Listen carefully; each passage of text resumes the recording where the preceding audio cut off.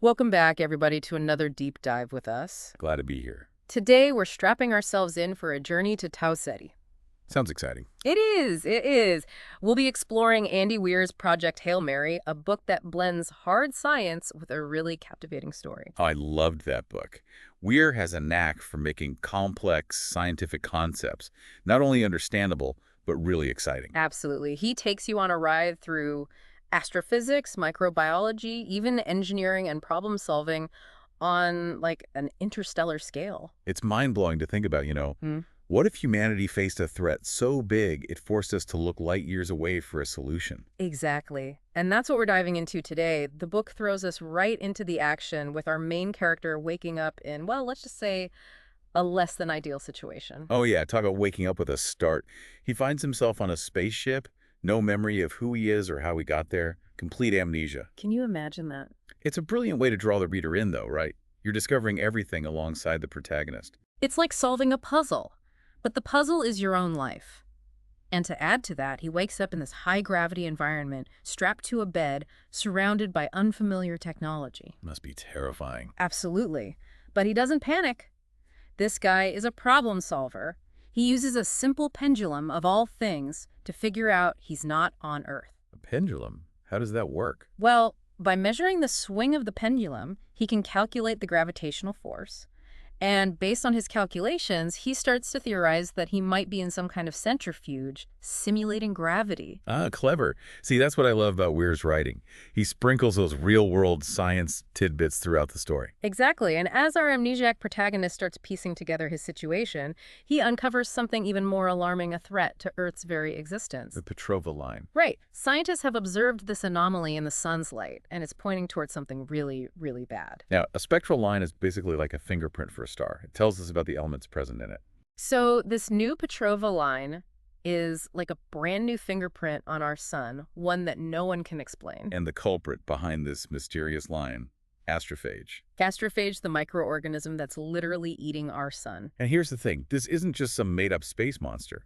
Weir grounds the concept of astrophage in real science. Right. He dives into the biology of it, how it survives in this incredibly hostile environment near the sun's surface. It doesn't need water, doesn't rely on the same building blocks of life as we know it. It's a complete game changer for our understanding of what life can be. And the way astrophage travels, it's wild.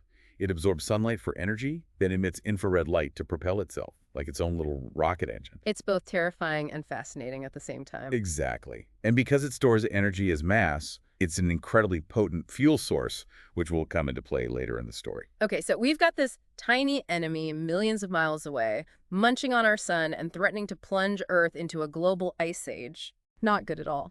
And that brings us to Project Hail Mary, humanity's last-ditch effort to save itself. A mission to a distant star, Tau Ceti. It seems to be immune to astrophage. And guess who's been chosen for the mission? Our amnesiac protagonist. He's actually a brilliant microbiologist, humanity's only hope, and he doesn't even remember his own name. What a predicament. Talk about pressure, but the stakes are high.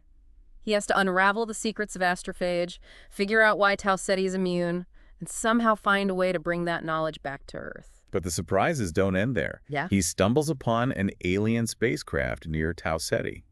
The Iridians, another species facing the same threat. The plot thickens. We'll get into more of that alien encounter and the Iridians in part 2. Can't wait. But for now, that's where we'll leave things. We've got a global crisis, a mysterious protagonist, a desperate mission, and of course, aliens. Buckle up, folks, because this journey is just getting started. Until next time. So last time we left off with our protagonist finding, well, another spaceship near Tau Ceti. Talk about a plot twist. Turns out humanity isn't alone in facing the astrophage threat. And these aliens, the Iridians, they're fascinating.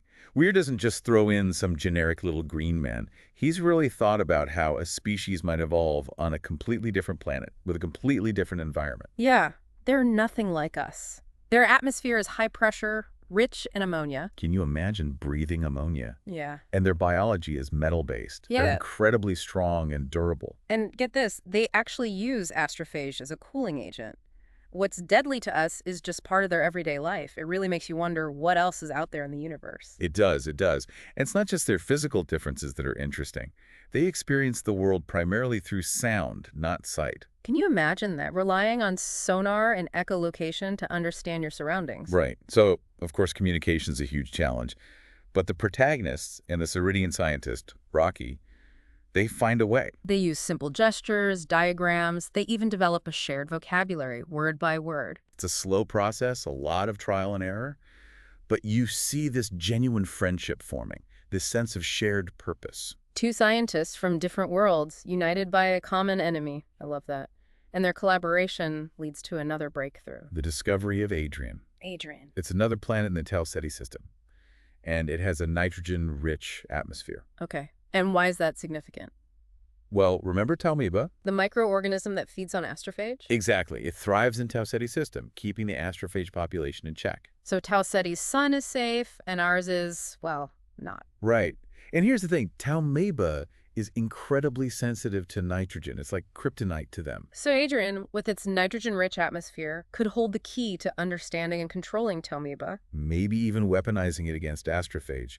But there's a catch. The Hail Mary's running out of fuel. And the fuel it needs is astrophage, the very thing they're trying to destroy. It's a classic dilemma. And the protagonist has to find a solution, fast. He has to figure out a way to cultivate Taumiba, to bring it back to Earth without sacrificing the mission. He needs that astrophage to get home. Exactly. And it's amazing how Weir lays out the science behind this problem-solving process. You see the protagonist applying his knowledge of microbiology, physics, engineering, everything he's got. He's thinking outside the box, improvising with limited resources. It's like watching MacGyver in space. Absolutely. Right. But even with all that ingenuity, things don't go exactly according to plan. Of course not. There wouldn't be much of a story if it did. Well, let's just say there's a slight mishap involving Taumiba. Uh-oh. That doesn't sound good. It's a major setback, Really? to say the least. The very thing they're trying to control, well, it gets a little bit out of hand. So last time we were talking about a bit of a Taumiba mishap on the Hail Mary. Yeah, that's putting it lightly. Our protagonist accidentally creates a Taumiba outbreak. Talk about a nightmare scenario, right?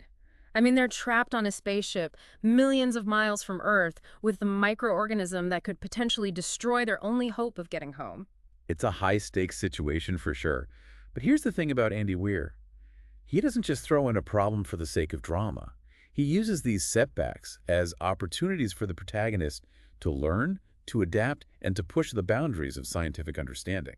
So even in the midst of this chaos, there's a sense that something good might come out of it. Exactly. The protagonist doesn't just panic. He starts observing the Taumiba, studying how they're behaving in this new environment, how they're interacting with the ship's systems. So he's turning this crisis into a research opportunity. Exactly. And through this process, he makes a crucial discovery.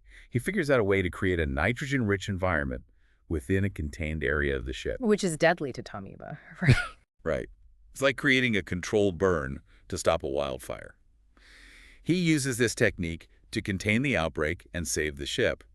But it's more than just a quick fix. What do you mean?